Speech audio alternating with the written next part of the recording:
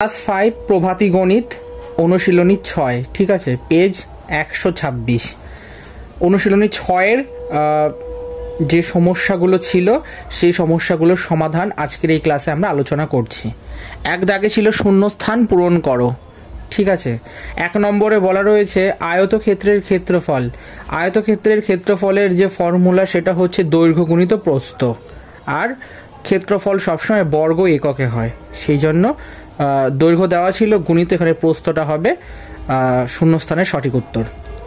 বলেছে একটি সমতল গঠনের জন্য ন্যূনতম ড্যাশটি সরলরেখার প্রয়োজন। উত্তর হবে 2টি সরলরেখার প্রয়োজন। কেন? কারণ জ্যামিতিতে দুটি ভিন্ন সরলরেখা একই সমতলে থাকলে তবেই সেটিকে একটি সমতল ধরা হয়। সেই জন্য আমরা একটা সমতল নিলে সেটা বলতে পারবো না যে সেটা মানে সরলরেখা গঠন করছে কিনা, সেই জন্য দুটো সরলরেখা যদি নেই তবেই সেটা সমতল গঠন করবে। বোঝা গেল বন্ধুরা? এরপরে বলেছে বর্গক্ষেত্রের প্রতিটি কোণের মান ড্যাশ। বর্গক্ষেত্রের প্রত্যেকটি কোণের মান হচ্ছে 90 ডিগ্রি। কারণ তোমরা দেখবে যদি আমি এইখানে একটা দাগ দিয়ে এরকম করে লম্ব টানি, তাহলে এটা একটা বাহু, যদি এখানে সেমভাবে টানি তাহলে এটাও একটা বাহু, আবার যদি এখান দিয়ে টানি সেমভাবে, মানে অর্থাৎ প্রত্যেকটা বাহু কিন্তু সেম হয়, ঠিক আছে। আর প্রত্যেকটা বাহু কিন্তু কি করে, লম্ব তৈরি করে, আর লম্ব মানে হচ্ছে 90 ডিগ্রি, সেই জন্য হচ্ছে বর্গক্ষেত্রের প্রতিটি কোণের মান হচ্ছে 90 ডিগ্রি। বলছে বর্গক্ষেত্রের প্রতিটি বাহুর দৈর্ঘ্য কত। বর্গক্ষেত্রের প্রতিটি বাহুর দৈর্ঘ্যের একটা ফর্মুলা আছে, সেটা হচ্ছে পরিসীমা বাই 4, ঠিক আছে। দেখবে শূন্যস্থানে পরিসীমা বাই ড্যাশ দেওয়া ছিল, সেখানে হবে 4, ঠিক আছে। এটা হলো সঠিক উত্তর। মানে এই চ্যাপ্টারের প্রশ্নগুলো সমাধান করতে গেলে তোমাদেরকে সবার প্রথমে যেটা মনে রাখতে হবে সেটা হচ্ছে ফর্মুলা। বেশ কিছু সূত্র আছে যে সূত্রগুলোর উপর এই চ্যাপ্টারটা দাঁড়িয়ে আছে, সেই সূত্রগুলো যদি তোমরা মনোযোগ সহকারে স্টাডি না করো তাহলে কিন্তু এই টাইপের প্রশ্নগুলোর উত্তর দিতে কিন্তু তোমাদের জন্য একটু কঠিন হতে পারে, ঠিক আছে বন্ধুরা। তাই আমি বলবো অতি অবশ্যই তোমরা সেই ফর্মুলাগুলো একবার স্টাডি করে নাও। তারপরে বলেছে যে আয়তক্ষেত্রের পরিসীমা 64 সেন্টিমিটার, তার অর্ধ পরিসীমা হবে ড্যাশ। এবার পরিসীমা তো 64 সেন্টিমিটার বলে দিয়েছে, তাহলে অর্ধ পরিসীমার ফর্মুলা কি, পরিসীমা বাই 2। তাহলে পরিসীমা 64 বাই 2, এবার 64কে যদি 2 দিয়ে ভাগ করে দেবে 32 সেন্টিমিটার, তার মানে যে আয়তক্ষেত্রের পরিসীমা 64 সেন্টিমিটার তার অর্ধ পরিসীমা হবে 32 সেন্টিমিটার।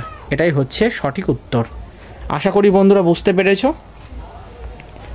এর পরের কোশ্চেনের আনসারটা দেখে নাও। বলছে একটি বর্গক্ষেত্রের ক্ষেত্রফল 25 বর্গ মিটার হলে তার প্রতিটি বাহুর দৈর্ঘ্য হবে 5 মিটার। কেন? এবার ক্ষেত্রফল যেহেতু আমাদের 25 বর্গ মিটার বলে দিয়েছে, তাই আমরা বর্গক্ষেত্রের ক্ষেত্রফলের ফর্মুলাটা জানি, সেটা কি বাহু গুণিত বাহু অথবা বাহু স্কয়ার। তাহলে ক্ষেত্রফল যেহেতু 25 বলে দিয়েছে, তাই 25-এর তলায় কি লিখলাম, মানে ক্ষেত্রফলের তলায় কি লিখছি, 25 লিখছি, ইকুয়াল টু বাহু স্কয়ার। এবার বাহুটাকে যদি বাম দিকে রাখি তাহলে দুপাশে রুট চাপাই, আন্ডার রুট, তাহলে কত হচ্ছে, বাহু ইকুয়াল টু আন্ডার রুট 25। এবার 5 5 25, তার মানে একটা 5 বেরিয়ে আসবে, তাহলে এই 5 মিটারটাই হচ্ছে সঠিক উত্তর। মানে বর্গক্ষেত্রের একটা বাহু ছিল 25 মিটার, ঠিক আছে। তাহলে তার ক্ষেত্রফল হচ্ছে বর্গক্ষেত্রের একটা বাহু হচ্ছে 5 মিটার আর তার ক্ষেত্রফল ছিল 25 বর্গ মিটার। এর পরের কোশ্চেনের আনসারটি দেখে নাও। 7 নম্বরটি বলেছে 2 বর্গ সেন্টিমিটার ও 2 সেমি বর্গ এর ক্ষেত্রফলের পার্থক্য হবে 2 বর্গ সেমি। কেন? কারণ 2 সেমি বর্গের ক্ষেত্রফল হচ্ছে 2 এর স্কোয়ার, মানে হচ্ছে 4 সেন্টিমিটার স্কোয়ার।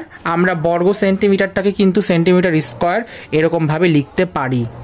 এরপরে হচ্ছে বর্গ সেমি ইকুয়াল টু কত, 2 সেন্টিমিটার স্কোয়ার। তাহলে পার্থক্য জানতে চাওয়া হয়েছে, তাহলে 4 সেন্টিমিটার স্কোয়ার থেকে যদি আমরা 2 সেন্টিমিটার স্কোয়ারটা বাদ দিয়ে দিই তাহলে 2 সেন্টিমিটার স্কোয়ার থাকছে।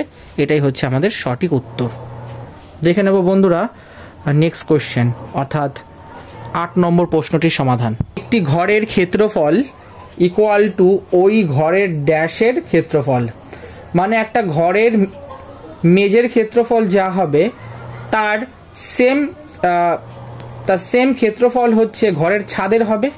কারণ একটা জিনিস দেখবে তোমরা, মেঝেতে যতটা স্পেস লাগে ঠিক একই পরিমাণ কিন্তু ছাদে ওই সেম স্পেস লাগে। এর মানে হচ্ছে আমি যদি বর্গক্ষেত্রের কথা বলি, তাহলে 4টে ওয়াল যদি সেম থাকে তাহলে 4টে স্পেস মানে হচ্ছে কি যে ফ্লোর, সেটাও সেম হবে। সেই জন্য ঘরের মেঝের ক্ষেত্রফল সবসময় ঘরের ছাদের ক্ষেত্রফলের সমান। 9 নম্বরে বলেছে কোনো ঘরের 4 দেওয়ালের ক্ষেত্রফল নির্ণয়ের সূত্রটি হলো, সূত্রটা ভালো করে বন্ধুরা দেখে নাও, 2 গুণিত দৈর্ঘ্য যোগ প্রস্থ গুণিত উচ্চতা। এটা সবসময় কিসে থাকবে? বর্গ এককে। এটাই হলো ফর্মুলাটা। 10 নম্বর কোশ্চেনে বলেছে একই পরিসীমা বিশিষ্ট একটি আয়তক্ষেত্র ও একটি বর্গক্ষেত্রের মধ্যে ড্যাশের ক্ষেত্রফল বেশি থাকে। উত্তর হবে বর্গক্ষেত্র। আয়তক্ষেত্র আর বর্গক্ষেত্রের মধ্যে সবসময় বর্গক্ষেত্রের ক্ষেত্রফল বেশি থাকে। কেন বেশি থাকে সেটা জানতে চাইলে ঝটাফট কমেন্টে জানাও। দেখে নেব 2 নম্বর প্রশ্নটির সমাধান। 2 নম্বর দাগে কি বলেছে? এতক্ষণ আমরা 1 দাগে আলোচনা করলাম সঠিক শূন্য স্থান পূরণ করো। এবার 2 দাগে আমরা আলোচনা করছি সঠিক উত্তরটি নির্বাচন করো। বলছে একটি বর্গক্ষেত্রের প্রতিটি বাহুর দৈর্ঘ্য 4 সেন্টিমিটার হলে তার ক্ষেত্রফল হবে, বর্গক্ষেত্রের ক্ষেত্রফল ইকুয়াল টু বাহু স্কোয়ার বর্গ সেন্টিমিটার। তাহলে বাহুর ভ্যালু বলে দেওয়া ছিল 4 সেন্টিমিটার, তাই 4-এর স্কোয়ার বর্গ সেন্টিমিটার লিখলাম। তাহলে 4-4 16 বর্গ সেন্টিমিটার। তাহলে সঠিক উত্তর হচ্ছে option number C is the right answer, সেটা হবে 16 বর্গ সেন্টিমিটার। আশা করি বন্ধুরা বুঝতে পেরেছ। আমি যতটুকুনি এক্সপ্লেন না করলেই নয় ততটুকুনি আমি তোমাদের কিন্তু করে দিয়েছি, আর আমি যেভাবে অঙ্কগুলো করাচ্ছি সেইভাবে তোমরা অঙ্কগুলোকে প্র্যাকটিস করবে, ঠিক আছে? তাহলে পরীক্ষায় দেখবে ফুল মার্কস পেয়ে যাবে। দেখে নেব 2 নম্বর প্রশ্নটির সমাধান। বলছে একটি আয়তক্ষেত্রের পরিসীমা 20 মিটার, উহার দৈর্ঘ্য 6 মিটার হলে প্রস্থ কত হবে? ঠিক আছে, এটা কি করেছি দেখো, এইটা অ্যাকচুয়ালি দুভাবে করা যায়। মানে প্রস্তর যে ফর্মুলা সেটা বসিয়ে তোমরা ডিরেক্ট করতে পারো, আবার আমি যেভাবে করিয়েছি সেভাবেও করতে পারো, ঠিক আছে? আমি আর প্রস্তর ফর্মুলাটা ডিরেক্ট বসাইনি, ডিরেক্ট পরিসীমার ফর্মুলা দিয়ে একেবারে প্রস্তটা বার করে নিয়েছি। আয়তক্ষেত্রের পরিসীমা কি 2 গুণিত দৈর্ঘ্য যোগ প্রস্থ, এটা মিটার হয়। পরিসীমাটা বলে দেওয়া আছে 20, তাই পরিসীমার তলায় 20 লিখলাম, ইকুয়াল টু 2 গুণিত দৈর্ঘ্য 6 যেহেতু বলে দেওয়া আছে তাই দৈর্ঘ্যের পরিবর্তে 6 লিখলাম, যোগ প্রস্থ ব্র্যাকেট ক্লোজ মিটার। এরপরে 2 দিয়ে কি করছি, এই পুরোটাকে গুণ করছি, তার মানে 6 দুগুণে 12 যোগ 2 গুণিত প্রস্থ মিটার। এবার এটাকে কি করছি, যেহেতু প্রস্থটা বার করতে হবে সেই জন্য আমি এটাকে বাঁ দিকে মানে কনভার্ট করে, মানে জাস্ট কি বললাম, ডান দিকের সংখ্যাগুলোকে বাঁ দিকে লিখলাম আর বাঁ দিকের সংখ্যাগুলোকে ডান দিকে লিখলাম, মানে এক্সচেঞ্জ করে নিলাম। এবার 2 গুণিত প্রস্থ ইকুয়াল টু কি হচ্ছে, 20 মাইনাস 12 ইকুয়াল টু 8 মিটার। তাহলে প্রস্থ ইকুয়াল টু 8/2, যেহেতু প্রস্থর সাথে 2টা গুণাকারে ছিল তাই ডান দিকে গিয়ে কি হলো, ভাগাকার হলো। তার মানে 8কে 2 দিয়ে ভাগ করলে কত, 4 মিটার। তাহলে প্রস্থ কত হবে, 4 মিটার, ঠিক আছে? সবসময় জানবে আয়তক্ষেত্রের দৈর্ঘ্যটা একটু বড় হয় আর প্রস্থটা একটু ছোট হয়। তার মানে দৈর্ঘ্যটা যদি 6 হয় তাহলে প্রস্থ 4 হবে, মানে 2 মিটার কম। তাহলে option number B is the right answer, সঠিক উত্তর হচ্ছে 4 মিটার। দেখে নেব বন্ধুরা 3 নম্বর প্রশ্নটির সমাধান। 3 নম্বরে কি বলেছে, বলছে যে বর্গক্ষেত্রের পরিসীমা 64 মিলিমিটার তার প্রতিটি বাহুর দৈর্ঘ্য। বর্গক্ষেত্রের পরিসীমা হচ্ছে, মানে বর্গক্ষেত্রের যে পরিসীমা তার ফর্মুলা হচ্ছে 4 গুণিত একটি বাহুর দৈর্ঘ্য মিলিমিটার। এবার পরিসীমা যেহেতু 64 বলে দিয়েছে তাই পরিসীমার পরিবর্তে 64 লিখলাম, ইকুয়াল টু 4 লিখলাম গুণিত একটি বাহুর দৈর্ঘ্য, এটা আমরা জানি না তাই এটাকে এক্স ধরে নিয়েছি, ঠিক আছে? তোমরা তো যেহেতু ক্লাস মানে কি বলবো 5-এ তো চলরাশি ধরার রুল নেই, তাই এই ক্ষেত্রে তোমরা এটাকে কি করতে পারো, ক ধরে নিতে পারো, ক ধরে নিতে পারো তোমরা, কারণ ক খ এগুলো ধরার রুল আছে, ঠিক আছে? তাহলে ক করে দিলাম, ক ধরে নিচ্ছি। তাহলে ক ইকুয়াল টু কত হবে, 64/4 ভাগ হয়ে যাচ্ছে, যেহেতু এই পাশে গুণ ছিল তাই ডান পাশে গিয়ে ভাগ হয়ে গেল। যদি আমি এটাকে এক্সচেঞ্জ করে নিই তাহলে 4 16 64 হচ্ছে, তার মানে 4 16 যদি 64 হয় তাহলে 64 মিলিমিটার। তার মানে option number A is the right answer, 16 millimetre হচ্ছে তার প্রতিটি বাহুর দৈর্ঘ্য, মানে বর্গক্ষেত্রটার। দেখে নেব বন্ধুরা 4 নম্বর প্রশ্নটির সমাধান। বলেছে একটি আয়তকার বাগানের ক্ষেত্রফল 56 বর্গ মিটার, বাগানটির দৈর্ঘ্য 10 মিটার হলে তার প্রস্থ হবে। আয়তকার বাগানের ক্ষেত্রফলের যে ফর্মুলা সেটা হচ্ছে দৈর্ঘ্য গুণিত প্রস্থ। যেহেতু ক্ষেত্রফল 56 বলে দিয়েছে ইকুয়াল টু দৈর্ঘ্যও বলে দেওয়া আছে 10, তাই দৈর্ঘ্যের পরিবর্তে 10 লিখলাম গুণিত প্রস্থ বার করছি। তাহলে এটা কত হচ্ছে 56/10 ইকুয়াল টু 56কে 10 দিয়ে ভাগ করলে দেখবে 5.6 মিটার হচ্ছে। তাহলে option number D is the right answer. 5.6 metre হচ্ছে বাগানটির প্রস্তর দৈর্ঘ্য। ঠিক আছে বন্ধু, মানে প্রস্থ হবে, ঠিক আছে। আর দৈর্ঘ্যটা তো যেহেতু 10 মিটার বলে দিয়েছে। দেখে নেব 5 নম্বর প্রশ্নটির সমাধান। বলেছে একটি বর্গক্ষেত্রের ক্ষেত্রফল 36 বর্গ মিটার হলে তার পরিসীমা হবে। বর্গক্ষেত্রের ক্ষেত্রফল হচ্ছে বাহু স্কয়ার বর্গ একক। ক্ষেত্রফল যেহেতু 36 বলে দেওয়া আছে ইকুয়াল টু বাহু স্কয়ার বর্গ মিটার লিখলাম। তাহলে বাহু equal to √36 equal to 6 metre হচ্ছে, মানে 6 মিটার। তাহলে বর্গক্ষেত্রের যেহেতু বর্গক্ষেত্রের একটা বাহুর দৈর্ঘ্য পেয়ে গেছি, এবার আমরা অনায়াসে পরিসীমাটা বার করতে পারবো। আর পরিসীমার ফর্মুলা হচ্ছে 4 গুণিত একটি বাহুর দৈর্ঘ্য, 4 গুণিত 6 করলাম, তার মানে 4 6 24 মিটার। তার মানে option number C is the right answer. 24 metre হচ্ছে 5 নম্বর প্রশ্নটির সঠিক উত্তর। দেখে নেব বন্ধুরা 3 নম্বর দাগের প্রশ্নগুলোর সমাধান। বলছে নিচের সমস্যাগুলি সমাধান করো। বলছে একটি আয়তক্ষেত্রের দৈর্ঘ্য 5 মিটার, মানে 5 মিটার 3 ডেসিমি ও প্রস্থ 5 মিটার 2 সেন্টিমি। ক্ষেত্রটির পরিসীমা নির্ণয় করো। দৈর্ঘ্য ইকুয়াল টু, যেহেতু এখানে 5 মিটার ও 3 ডেসিমি বলে দেওয়া আছে, এটাকে তো মানে দুটো ভিন্ন ডিফারেন্স এককে আমরা লিখতে পারবো না, সেই জন্য এটাকে কি করতে হবে, একটা এককে স্পেসিফিক মানে কনভার্ট করে নিয়ে তারপর আমাদের ক্যালকুলেশন করতে হবে। সেই জন্য 5 মিটার 3 ডেসিমিটারকে আমরা কি লিখছি, 5 মিটার যোগ 0.3 মিটার। কেন, আমরা জানি 1 মিটার ইকুয়াল টু 10 ডেসিমিটার। তাহলে 1কে যখন 10 দিয়ে ভাগ করব তখন হচ্ছে আমাদের 0 মানে 0.1। এবার 0.1কে যখন 3 দিয়ে গুণ করবে দেখবে 0.3 হচ্ছে।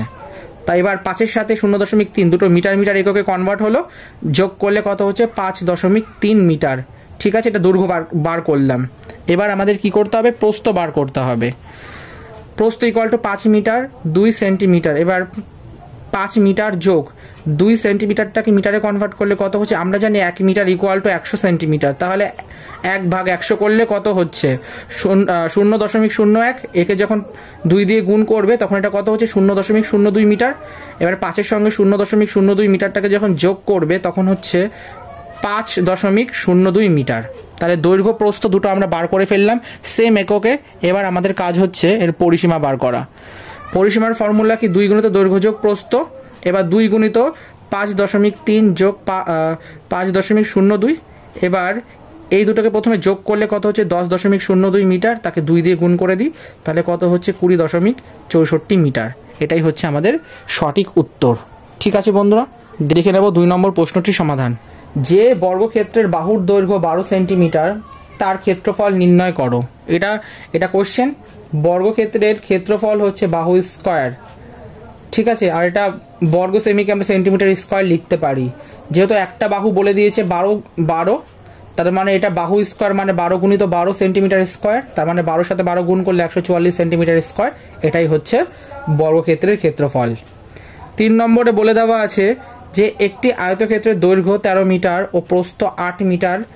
ক্ষেত্রটির ক্ষেত্রফল কত। আয়তক্ষেত্রের ক্ষেত্রফলের ফর্মুলা হচ্ছে দৈর্ঘ্য গুণিত প্রস্থ মিটার স্কয়ার। এবার দৈর্ঘ্য হচ্ছে 13 গুণিত প্রস্থ হচ্ছে 8 মিটার স্কয়ার। 13-এর সঙ্গে 8 গুণ করে দাও, 104 মিটার স্কয়ার। ঠিক আছে বন্ধুরা, এবার 4 নম্বর প্রশ্নটির সমাধান দেখে নাও। 4 নম্বরে কি বলেছে, একটি আয়তাকার জমির ক্ষেত্রফল 220 বর্গ মিটার। ক্ষেত্রটির দৈর্ঘ্য 5 মিটার আর 5 ডেসিমি হলে জমিটির প্রস্থ কত হবে। এটাও আমাদের সেম ওই একইভাবে করতে হবে। দেখো প্রশ্নানুযায়ী ক্ষেত্রফল 220 বর্গ মিটারটা বলে দেওয়া আছে। এবার দৈর্ঘ্যটা আমরা কি করব, একটা সেম এককে কনভার্ট করে নেব, মিটারে করে নিচ্ছি। তাহলে 5 মিটার আর 5 ডেসিমিটারকে কি লিখতে পারি, 5 মিটার যোগ এটা কত লিখতে পারি আমরা 0.5 মিটার। এবার গুণ করে দাও, মানে সরি যোগ করে দাও, তবে 5.5 মিটার হচ্ছে। তাহলে আমরা দৈর্ঘ্য পেয়ে গেলাম। এবার আমাদের প্রস্থ জানতে চাওয়া হয়েছে। প্রস্থ নির্ণয় ফর্মুলা কি, ক্ষেত্রফল বাই দৈর্ঘ্য, মানে যে আগের যে অঙ্কটাতে বলেছিলাম না যে তোমরা প্রস্তর ফর্মুলা দিয়েও করতে পারো, বা আমি যেভাবে করেছিলাম ডিরেক্ট একটু বড় করে সেভাবে করতে পারো, এটা সেই ফর্মুলাটা, এইভাবেও তোমরা শর্টকাটে করতে পারো। ক্ষেত্রফল বাই দৈর্ঘ্য ইকুয়াল টু, ক্ষেত্রফল কত 220 বলে দেওয়া আছে, আর দৈর্ঘ্য কত বার করলাম 5.5, 220কে 5.5 দিয়ে ভাগ করে দেখবে 40 মিটার। এটাই হচ্ছে আমাদের নির্ণীয় জ্যামিতির প্রস্থ হবে। এবার দেখে নেব বন্ধুরা আজকের লাস্ট কোশ্চেন, সেটা হচ্ছে 5 নম্বর দাগের বলছে যে বর্গক্ষেত্রটির প্রতিটি বাহুর দৈর্ঘ্য 2 মিটার এবং 5 সেন্টিমিটার, তার পরিসীমা নির্ণয় করো। প্রতিটি বাহুর দৈর্ঘ্য 2 মিটার, 5 সেন্টিমিটারকে আমরা প্রথমে মিটারে কনভার্ট করে নিচ্ছি, তাহলে কত হচ্ছে 2 যোগ 0.05 মিটার হলো, যোগ করে দাও 2.05 মিটার। এবার আমাদের বলেছে বর্গক্ষেত্রের পরিসীমা, বর্গক্ষেত্রের পরিসীমা হচ্ছে 4 গুণিত বাহুর দৈর্ঘ্য, বা একটি বাহুর দৈর্ঘ্য যা খুশি লেখো, 4 গুণিত বাহুর দৈর্ঘ্য কত পেয়েছি আমরা 2.05, 4-এর সাথে গুণ করলে কত হচ্ছে 8.20 মিটার। এটাই হচ্ছে আমাদের নির্ণীয় পরিসীমা। ঠিক আছে বন্ধুরা, তাহলে আজকের ক্লাসে আমরা মোটামুটি অনেকগুলো প্রশ্নের উত্তর একসাথে সমাধানগুলোকে পরপর দেখলাম। তাহলে পরবর্তী ক্লাসে আমরা কি করব, পরবর্তী ক্লাসে যে সমস্ত অঙ্কগুলো বাকি রইল, অর্থাৎ আমরা 3 দাগের 1 থেকে 5 পর্যন্ত করেছি, এরপর যে অঙ্ক কটা বাকি রয়েছে সেই অঙ্কগুলোকে আমরা পরের ক্লাসে আলোচনা করব।